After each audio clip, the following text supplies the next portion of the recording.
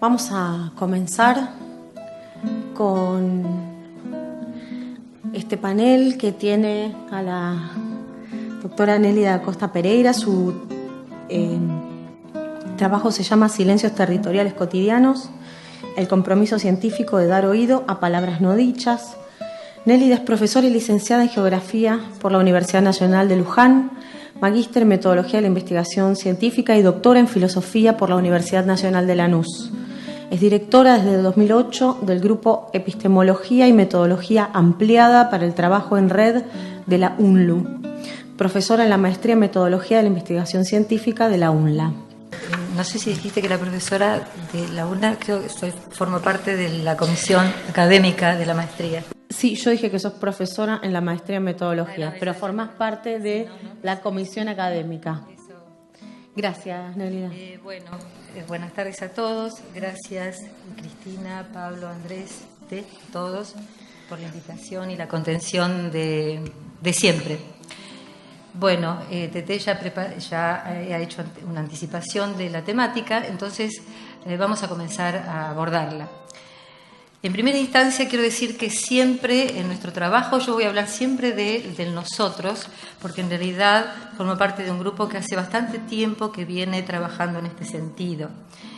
Y para esta reflexión de hoy tenemos algunas ideas vinculadas directamente, pero tenemos una idea permanente siempre en nuestra mente y en nuestros corazones, que tiene que ver con estos dichos de Agamben en Signatura Rerum sobre el método. Dice, Deleuze escribió que una investigación filosófica implica al menos dos elementos: la identificación del problema y la elección de los conceptos adecuados para enfrentarlos. Significa, en una palabra, buscar en todo evento la asignatura que lo cualifica y especifica, y en toda asignatura, el evento, el signo que lo soporta y lo condiciona. Esto es de suma importancia, pero es aún más importante, en las palabras de Foucault, mostrar que hablar es hacer algo y no simplemente expresar un pensamiento. O sea, constantemente en nuestras reflexiones siempre estamos pensando, construyendo epistemologías, pero a su vez siempre estamos derivando en metodologías. Con respecto a las ideas retomadas de los encuentros anteriores, en donde tuve la suerte siempre de poder participar, en este caso retomamos Hojaldre teórico, trialéctica espacial y psicastenias espaciales, que están trabajados en Postmetrópolis de Edward Soja. Rugosidades espaciales, que está trabajado en la naturaleza del espacio por Milton Santos. Tanto Soja como Santos son geógrafos. Yo soy geógrafa, egresada con tanto placer como magíster en esta universidad y como doctora en filosofía también, pero siempre estoy buscando nuevos conocimientos que nutran mi ciencia de origen, que es la geografía. Acople de saberes, resonancias y silencios, extraídos fundamentalmente de Defender la sociedad y la hermenéutica del sujeto de Foucault, y fundamentalmente de nuestro bien recordado Juan Samaja, investigación científica como proceso que se repiensa constantemente.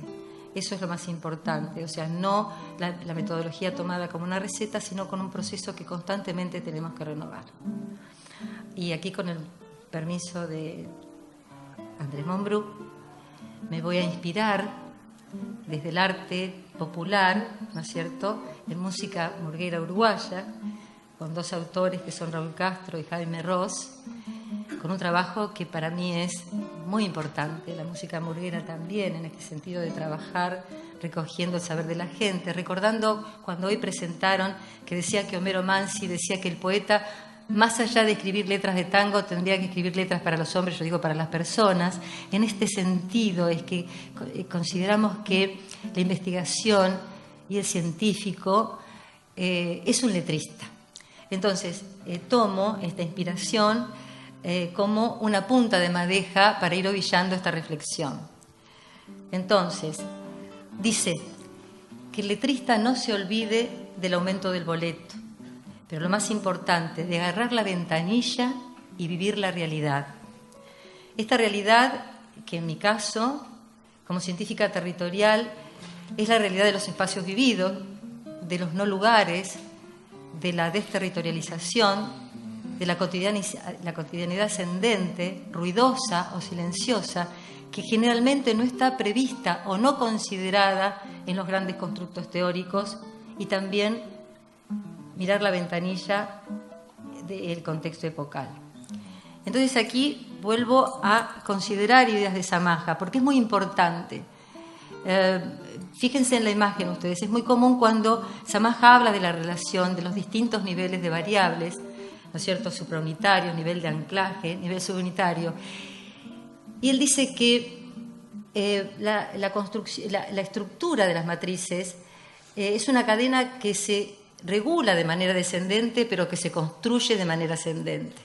Quiero decir que cuando nosotros elegimos unidades de análisis, en mi caso, por ejemplo, el partido de Moreno, ¿no es cierto?, la localidad de Cuartel Quinto, bajando en unidad de análisis el barrio de Las Flores, no es lo mismo que decir el partido de Merlo, la localidad de San Antonio de Padua, el barrio La Esmeralda.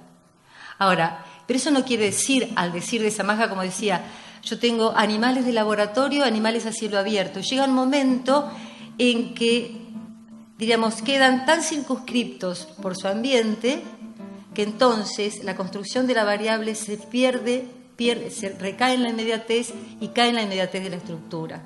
Entonces, recogiendo también a Samaja en este sentido, cuando construimos esas unidades de análisis y bajamos a los distintos niveles, ¿cómo separamos a una unidad de otra? Por homogeneidades y heterogeneidades.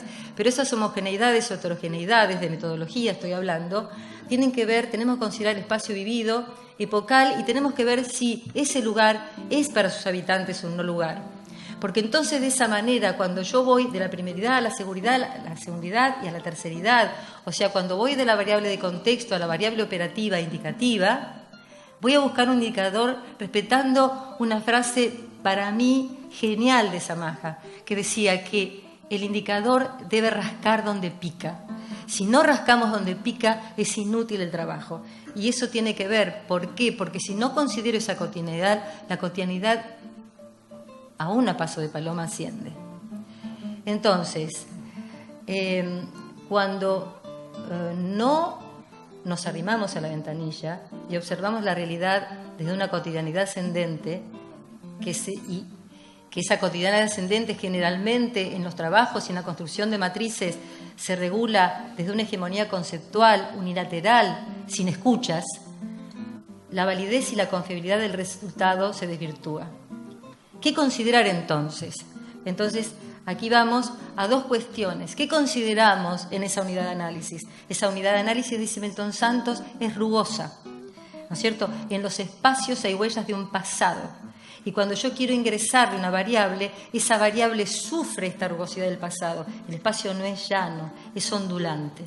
Entonces, por lo tanto, cuando construyo el concepto adecuado, como decía Agamben, para enfrentar el problema, debo construir, al decir de Soya, lo tienen en la diapositiva, un amasado laborioso entre teorías. Puede ser de los halcones, ¿no es cierto? No tienen por qué no serlo, pero vamos buscando esos conceptos que sean adecuados realmente para enfrentar el problema. Abre nuevas vías de comprensión acerca de cómo es la espacialidad, cómo es de forma específica, percibida empíricamente, conceptualizada teóricamente, pero vivida experiencialmente. Porque cuando esto no pasa, diríamos, se complica la planificación y se entorpece la toma de decisiones políticas. El geógrafo trabaja generalmente dando insumos a las políticas territoriales. Cuando no hay una concordancia entre el espacio percibido por los usuarios del territorio y el espacio concebido por los técnicos que baja, que regula, entonces hay un conflicto en el espacio vivido. Ese espacio vivido cae en una cicasteña espacial, es un espacio sin alma, es un no lugar, y ahí no hay territorialización, se desterritorializa. ¿Qué quiero decir cuando hay territorialización? El leer que el letrista no se olvide es un territorio muy murguero, muy montevideano, y a mí me tuve que meter en ese territorio porque yo estaba desterritorializada para comprender cada una de las cosas que ahí decían.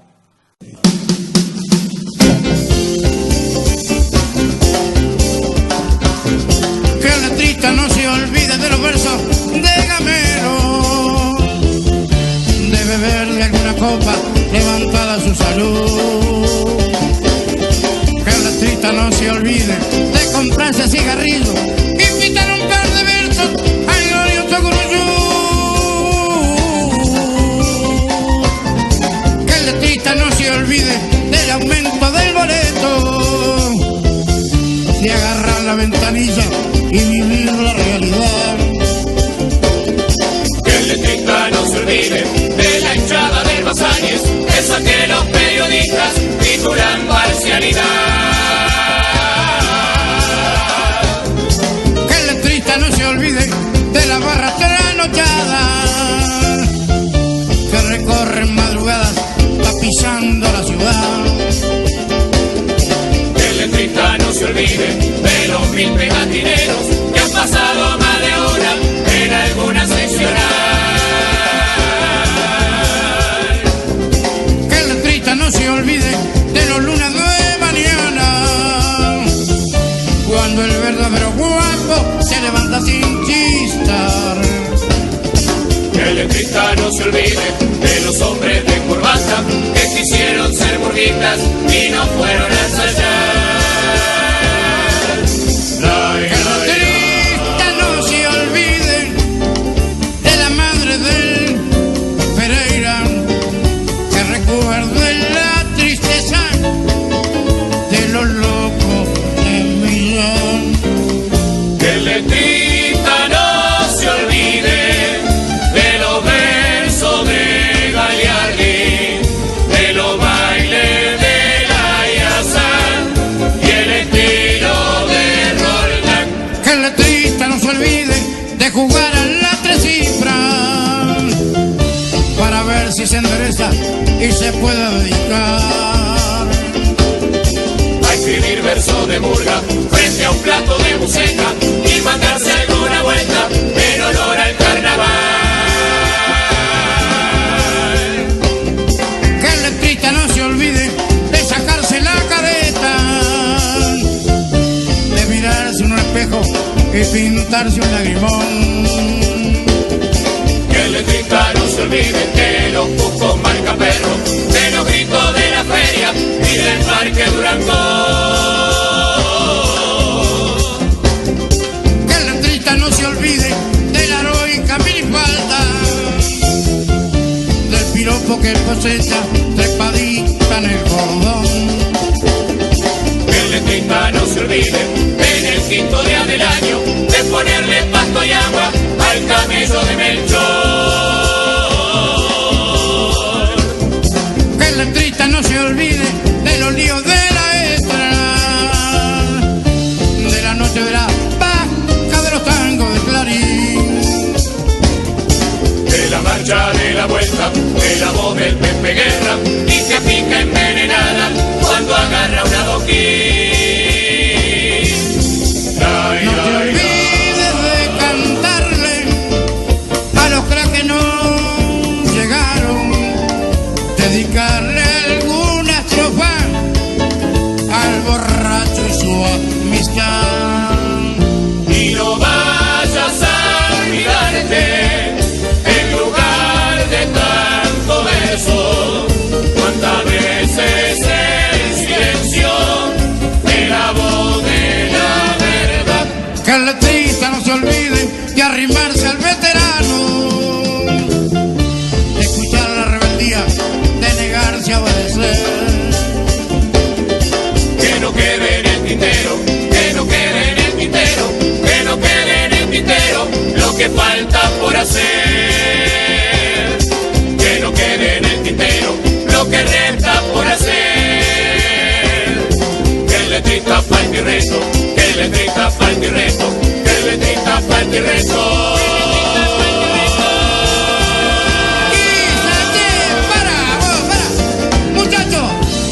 ¿Para cuándo la canción para mi barrio? Para el Villa Española, vamos a que salga el toro. A ver esa gorda como baila salsa.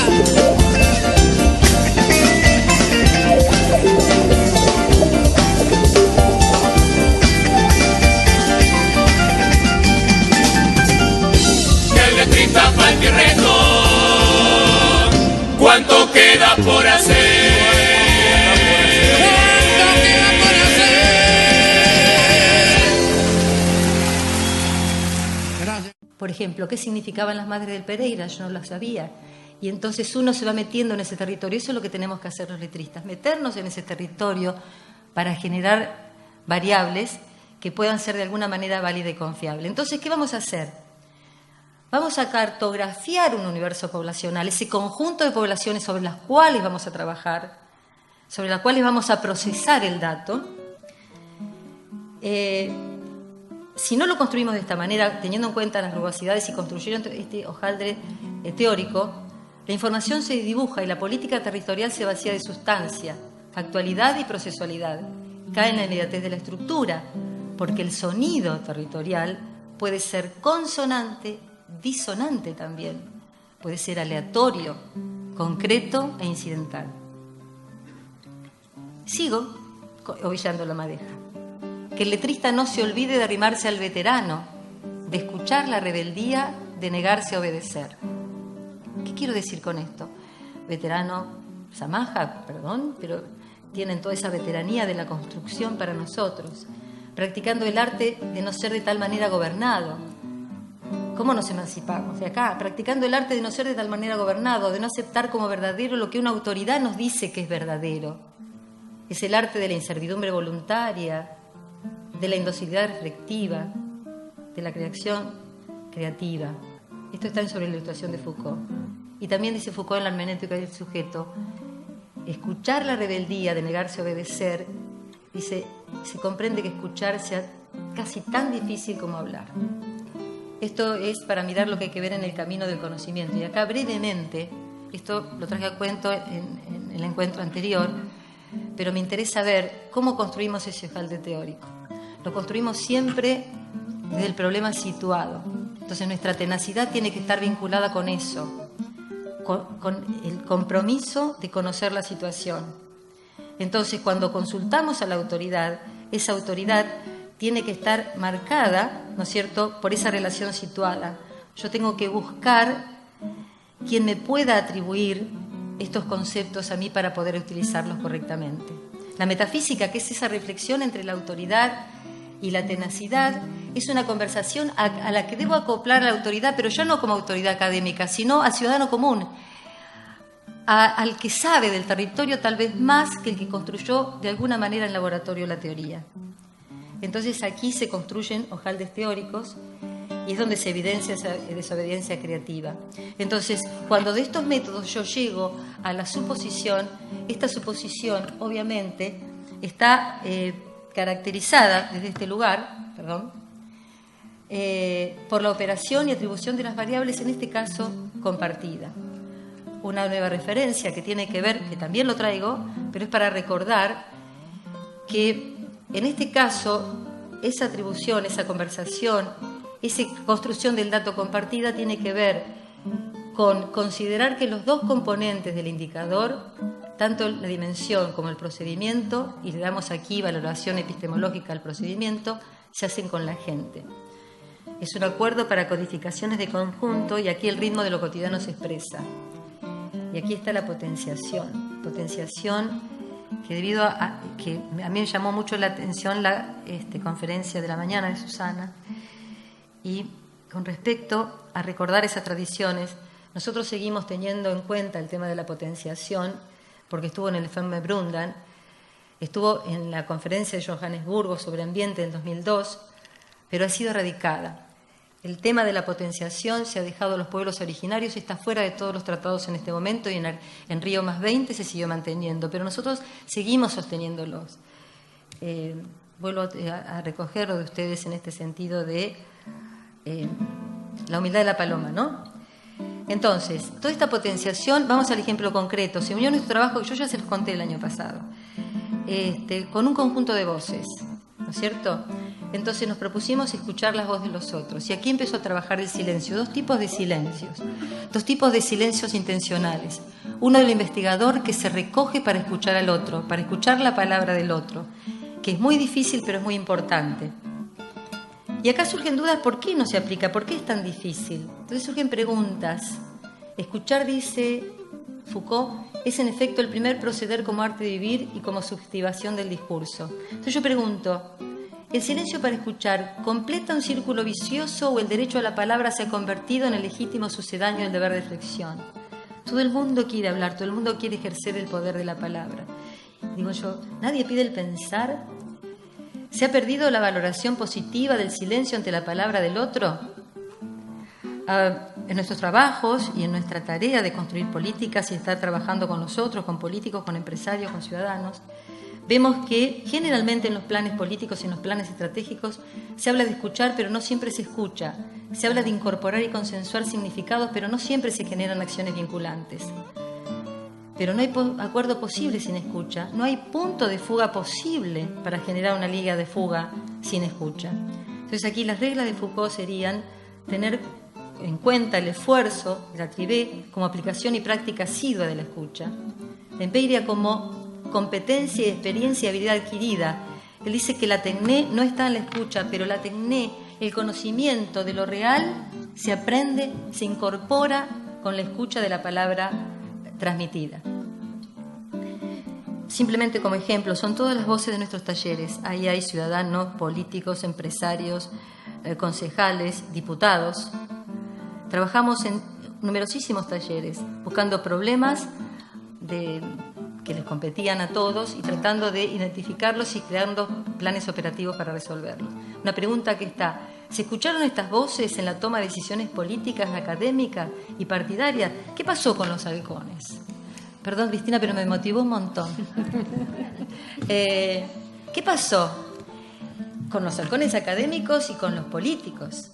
Bueno, el halcón académico por ahí es más flexible, nos permitió con Cecilia que pudiéramos ganar este concurso de la publicación de este libro que va a salir en estos días, en el cual están registradas las voces de los investigadores, de políticos y de ciudadanos comunes, vertidas todas ahí juntas, en ese conjunto. Y lo más importante que lo que nos proponíamos era que se legalizara la cuestión. Todos los municipios, acá pongo un ejemplo solo del caso de Luján, primero declaró de interés municipal el proyecto, pero es lo que a nosotros menos nos importaba. En realidad lo más importante es que dice que debe cumplirse obligatoriamente el plan operativo que generamos en la universidad. Y lo más importante, en el año 93 yo hice un curso con Fontowis y Rabet, filósofo y físico matemático, que crearon un pequeño libro, gran libro, que se llama Ciencia Política, Ciencia con la Gente. Yo hice un curso con él y le pregunté, bien, nosotros somos mediadores, pero ¿cuándo abandonamos?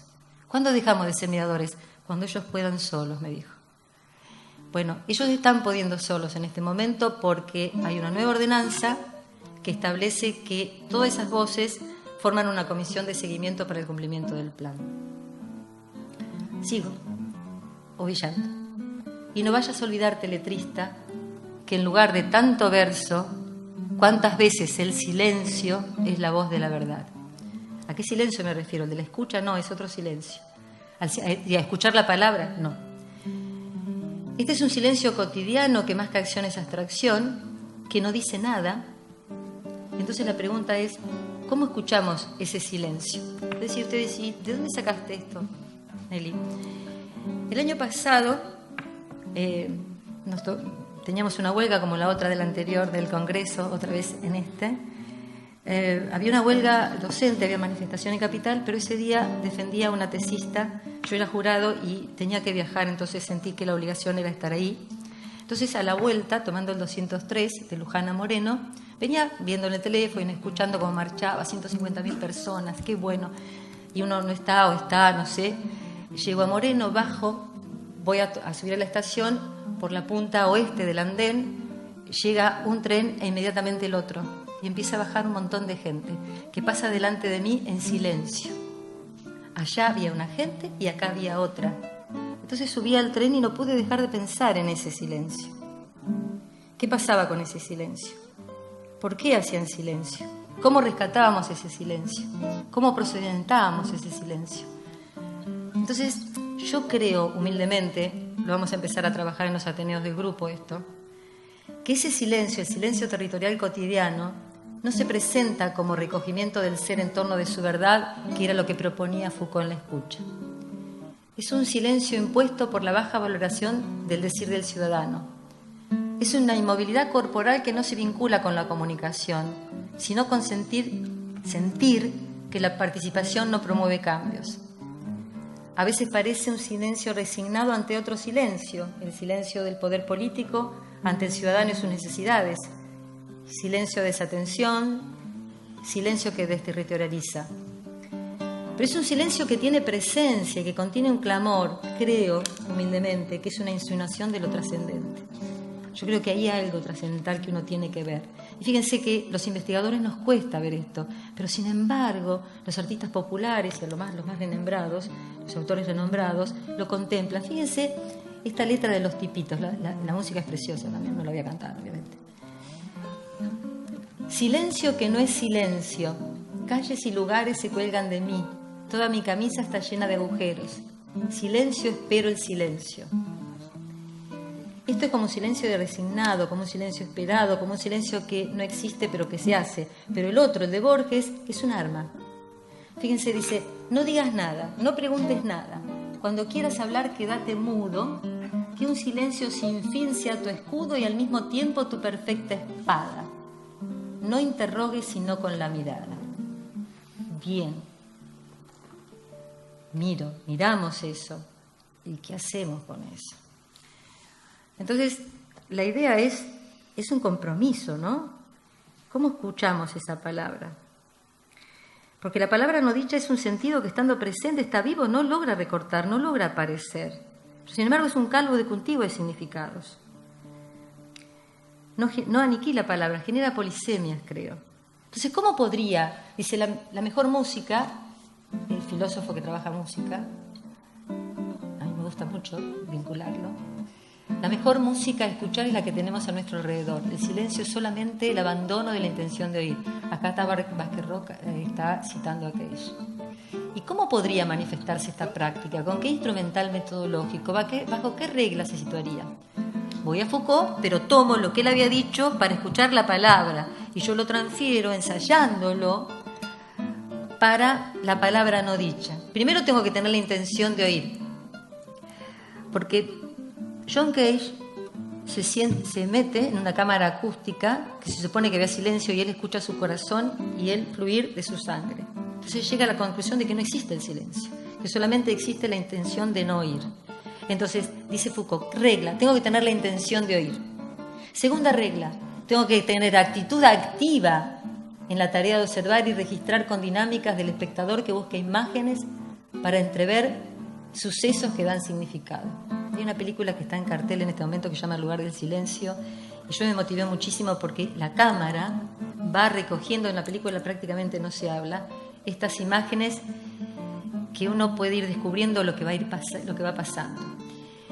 Y también la pragmática, dice Foucault, como atención a eventos que pueden marcar sonidos diferentes y, lo más importante, en frecuencias diferentes.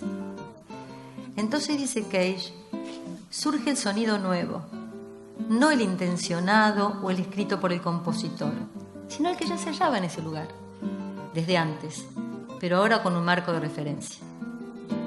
Entonces, ese universo poblacional, ese universo, ese conjunto de poblaciones del que yo voy a generar unidades de análisis, voy a obtener variables y voy a procesar el dato, se incrementa en validez y en confiabilidad porque no solo estoy escuchando la palabra dicha, sino tratando de interpretar la polisemia de las palabras no dichas.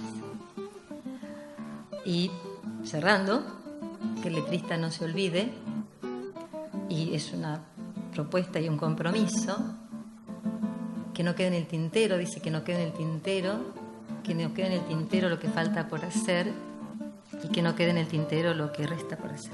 Muchas gracias.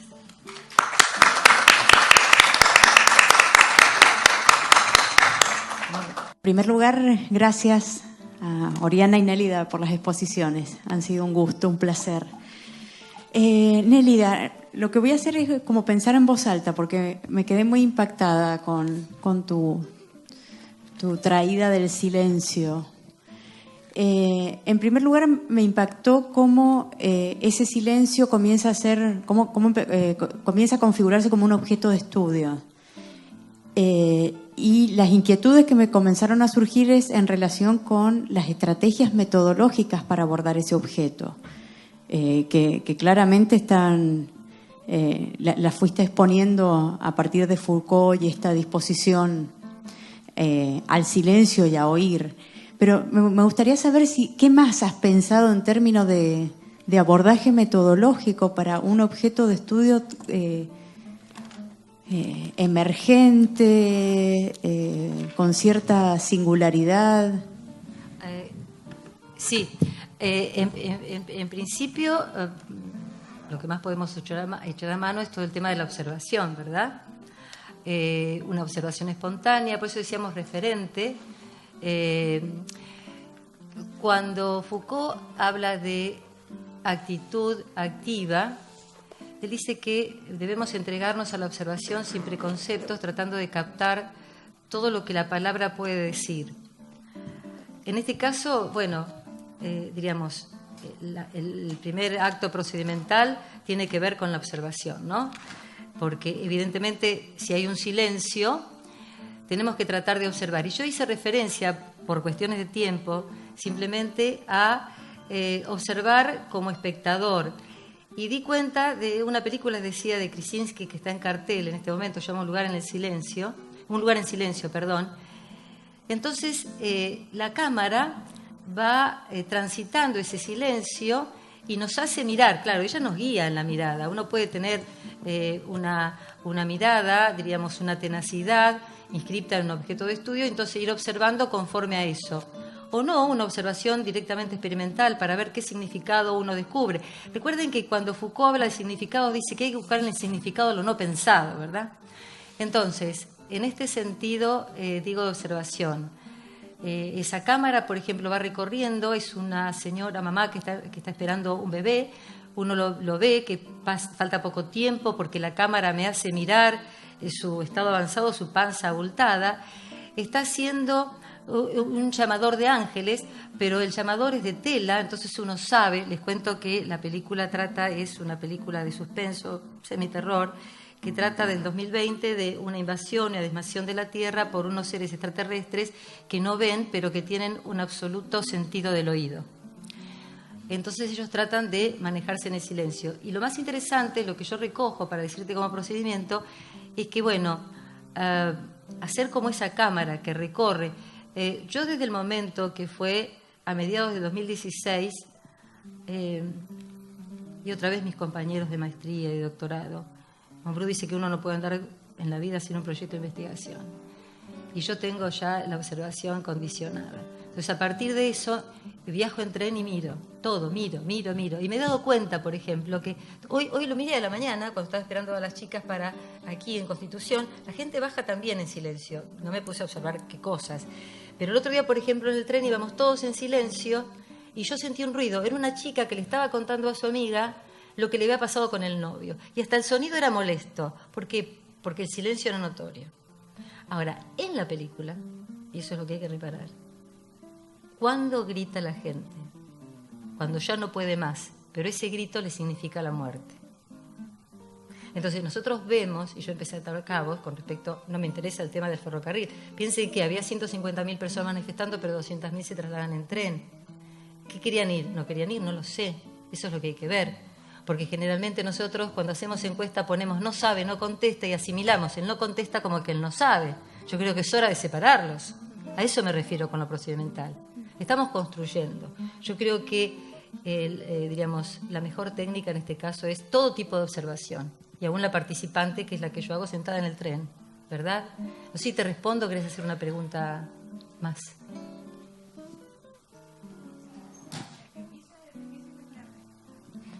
Repregunte. Todo tipo de observación, Claro. La espontánea, la participante, la sistemática, es decir, construir todo tipo de observación, la que necesites en ese momento, porque vos tenés que, o tenés un problema o tenés un fenómeno. Entonces, si es un fenómeno, empezarás con un diseño exploratorio, descriptivo, entonces la observación se ajustará a eso. Por ahora, la actitud es la de oír entre comillas, desde esa pragmática, ¿no es cierto?, de ver cómo cada praxis, a través del pragma, se visibiliza en las prácticas, ver ese puente en ese sentido. Uh-huh. Sí. Sigo pensando en esta observación que podría ser, más que participante, prácticamente existencial, o sea, que implica un compromiso permanente, constante, con el presente, con nuestros espacios de circulación. Ella hablaba recién del no ser, del postdesarrollo y todo lo demás, y yo el año pasado todavía había traído a cuento un trabajo que tenía que ver con Simamérica, la América simulada, ¿no? Y uno no puede trabajar si no es en función de existencia, uno no puede crear variables si no es en función de existencia, no se puede olvidar el ser en estas cuestiones. Eso sí, obviamente. Gracias. No, al contrario. El ser ahí, ¿no? O sea, sí, claro, con todos esos existenciarios heideggerianos, todo eso está incluido. Y los que no puso también. Sí. Todos los de bueno, eso no. Estamos hablando de una desobediencia creativa, sí. Por eso es el hojaldre teórico, ¿no? Y también la metodología ampliada. Bueno, comparto también el impacto de las dos ponencias y agradezco muchísimo el esfuerzo, la claridad y las ideas que circularon. No, por la luz no veo quién pregunta. Ah, está. También estoy, como la compañera de aquí a mi izquierda, pensando en voz alta, porque la cuestión del silencio, lo primero que me remitió fue a la lectura sintomal, pero al tiempo que pensaba el enfoque sintomal como enfoque crítico, pareciera ser que lo sintomal nos lleva a lo no dicho que se filtra en el discurso, mientras que el silencio parecería paradójicamente hablar por sí mismo, ¿no? Entonces, no tengo una pregunta muy clara, pero por alguna razón esto me remitió a las lecturas sintomales, pero a la vez me pregunto si no sería una lectura sintomal de otro tipo, porque no habría que leer en la superficie del discurso lo no dicho como síntoma, sino al silencio mismo como síntoma. Y a partir de ahí poder describirlo, caracterizarlo, incluso elaborar una suerte de taxonomía de tipos de silencio a partir de experiencias muy concretas, ¿no? Absolutamente. Pero era solamente ese comentario porque no tengo mucho más para decir. Absolutamente. Y lo que sí con relación a la música, sí. Si uno lo piensa diferencialmente a la manera derridiana, no hay música posible como no hay discurso posible sin silencio. Entonces el lazo que habría que pensar ahí, o me parece que da para pensar mucho, es la relación silencio-significación, más que la relación silencio-discurso, sea discurso hablado, discurso escrito, discurso musical, etc. Tampoco habría texto sin silencio. Listo. Y ahora hago silencio. Sí, estoy totalmente de acuerdo. En principio aclaré que estábamos comenzando a trabajar la cuestión, que nos había llamado la atención, pero siempre tratamos de buscar el procedimiento. Pero aquí hay que reparar en los dos silencios. El silencio intencionante, la palabra dicha, que implica todo lo que vos hablaste del discurso y toda la cuestión de esa virtud de pararse a escuchar, de ese neuma musical para poder escuchar al otro. Y el otro silencio, que es el más difícil, que nos va a llevar más trabajo de pronto, que es el de la palabra no dicha. Imagino que quizás yo lo interpretaría también desde el punto de vista de Wittgenstein, de que el lenguaje tiene sus límites, sí. Y que pasado ese límite es ruido, sí. Interfiere en el pensamiento. Es decir, el pensamiento necesita del silencio también, y que cuando llega a eso mejor es callar, ¿no? Que hay veces que hay que reconocer los límites y que no se va a todos lados con el lenguaje, aunque el lenguaje nos lleva a muchos lugares y muy lejos, pero no a todos. Y bueno, voy a aprovechar también para decir algo que me quedó en el tintero, que vos dijiste que no quede nada en el tintero, que era el tema ligándolo a Nietzsche, del sonido alciónico, que él dice, se necesita captar este sonido alciónico, y que, bueno, tiene muchos significados eso del sonido alciónico, pero que en uno de esos significados tiene que ver con una diosa de los vientos, una hija de Eolo, que es como ese silbido muy, muy suave que barre las nubes.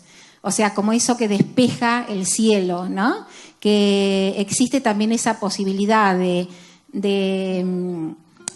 esperar a que despeje y esperar una mejor mañana, ¿no? Esa situación de espera, pero de una espera esperanzada, de que un cielo más límpido puede aparecer y tener ese oído para captar esas pequeñas, ese silbido fino que anuncia ese despeje. Bueno, y después preguntarte ¿por qué te hizo alguna resonancia el tema de halcones y palomas? Porque yo decía, yo además quería hacerle una pregunta, porque yo decía, si esto que estamos haciendo, este paso de palomas, será realmente valedero, es un paliativo, tenemos resultados positivos, pero es, digamos, un gran desafío, porque en líneas generales en las universidades todavía está arraigada la epistemología tradicional, ¿no? Entonces cuesta bastante, y yo tuve, digamos, una fuerte recompensa haciendo la maestría y el doctorado, pero en realidad la vine a buscar para defender la idea, porque yo la idea la tenía desde el 94, cuando fui a ese curso de políticas públicas, de ciencia política, ciencia con la gente. Entonces, en la universidad esto de la pseudociencia estaba siempre presente, entonces yo dije, yo me tengo que fortificar. Me fortifiqué y todavía seguimos. Lo bueno es que hay un grupo que se va, esto es, digamos, es una relación que se va optimizando, ¿no es cierto? Y se va extendiendo en progresión geométrica, lo que es bueno. Y además dentro del grupo son chicos que luego van ocupando cargos públicos y van llevando esa idea. Entonces por ahí tenemos esperanza de establecer esta buena relación entre halcones y palomas, porque nosotros en las mesas de diálogo tenemos halcones también, pero se avienen a charlar. Y esto que vos decías del tipo de silencio que a veces es prudente callar, y recién me preguntaban si no había que hacer una clasificación. Sí, claro, porque está el silencio resignado, el silencio prudente. Es para pensar largo. Yo soy conversadora, no charlatana. Y en el colectivo la gente cada vez charla menos. Pero yo sí a veces en el colectivo tratando de corregir parciales y siempre alguien me empezaba, ¿usted da clase en la universidad? Y yo decía, ay, no me voy a dejar corregir. Y empezábamos a hablar. Y en una oportunidad, en otro momento, porque hemos pasado un montón de momentos políticos en nuestro país, venía con un señor y me dice, y yo me tengo que ir. Yo me voy a ir a ver si encuentro trabajo en otro lado. Y digo, ¿y por qué no lucha mucho acá, a raíz de la nube? Dice, mire señora, porque a veces hay que hacer nube para que llueva en otra parte. Entonces me acordé, ahora que dijiste de la nube, eso éramos un señor que iba en el colectivo conmigo. O sea, el aprendizaje es constante, es buscar en el otro la palabra, ¿no? Así, digamos, no digo que la universidad no me dé, pero ir en la ventanilla, mirar la ventanilla en el colectivo da bastante enriquecimiento. Por eso no lo abandono. Y sí, la diferencia entre una espera ansiosa y una espera esperanzada, me parece que tiene que ver con el pragma, ¿no? Con la verdad práctica, con poder construir eso que queremos ver. Por supuesto, de a poquito, entre todos, no es el sujeto de la historia no la hace ningún sujeto, quedó acá el Tusser revoloteando, ¿no? La hacen las masas. Entonces, contradicciones, avances, retrocesos, siempre habrá, pero me parece que el futuro llegó hace rato.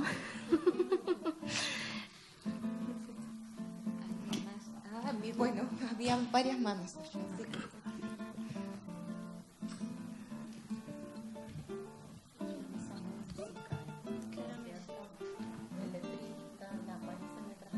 Gracias. La canción uruguaya, no le vamos a decir a André Monroe porque se la va a creer. Bueno, gracias Nélida y Oriana. Sí. Es súper interesante lo que plantearon. Y mientras que te escuchaba, Nélida, ¿qué opinás de el silencio como tecnología para mantener la hegemonía y evitar la emancipación? Ese es un silencio intencional en otro sentido, es un silencio más gravoso.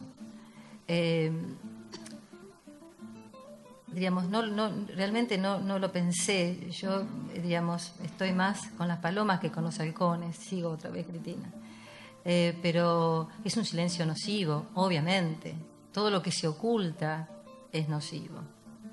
Es así. O sea, no hay nada mejor, no solo en la investigación, sino en la vida, que desocultar. Es lo más hermoso. Es decir, total, no pasa nada. O sea, el que no sabe es como el que no ve, de pronto. Entonces, ya te digo, estoy improvisando, perdón, pero es la respuesta que se me ocurre. No, como para tenerlo en cuenta, de que más allá de... Yo creo que todo silencio, hay que reparar en el silencio, hay que repararlo. Y tratar de ver a qué se debe, ¿no? Porque es muy importante. Yo le decía, cuando en el taller había personas que no hablaban, uno decía, me estoy perdiendo a alguien que está disintiendo con lo que estoy diciendo. Entonces queríamos escucharlo de alguna manera. Eso es. Bueno, sí, por ahí mi formación de base hace que lo piense como una tecnología. O sea, pero está muy bien. Entonces, es para empezar a evaluarlo. Considerar. Absolutamente, buenísimo. Como para verlo, que en realidad cuando te quieren callar, el silencio es un arma también. Es como, ¿no?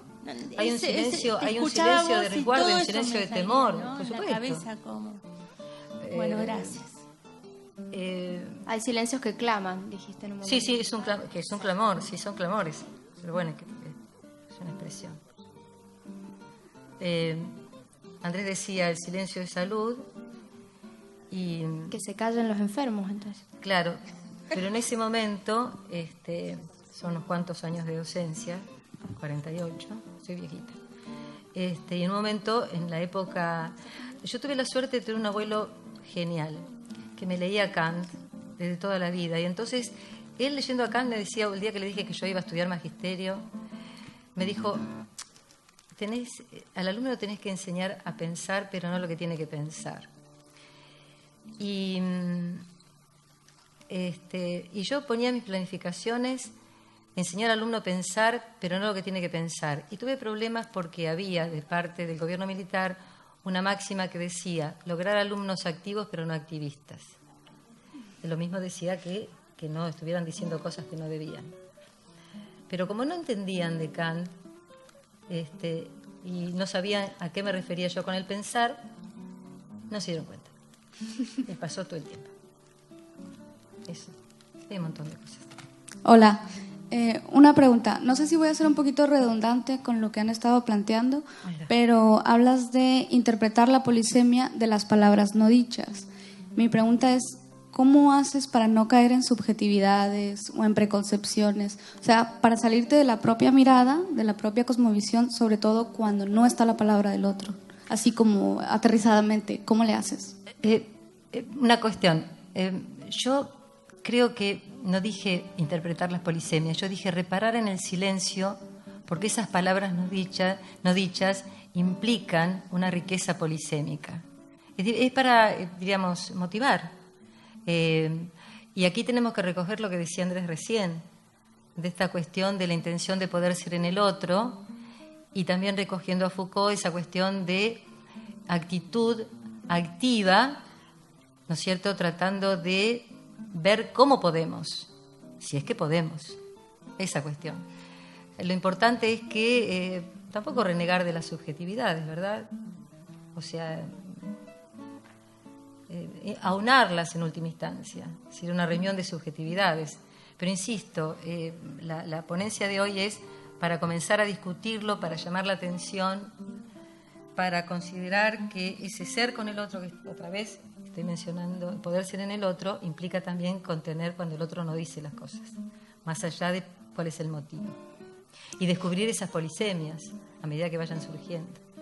Gracias. Quizás no se trata de pronunciar un discurso, sino de develar un sentido, ¿no? Como dijo Derrida. O sea, no es hablar por otros, eso ya sabemos que es inmoral, pero sí compartir la perspectiva hasta donde se puede, más que el discurso, ¿sí? El discurrir. Me parece que es un concepto importante, sí, así. es importante. Y justamente todo esto que nos está despertando como inquietud habla de lo importante que es el concepto, me parece. Pica.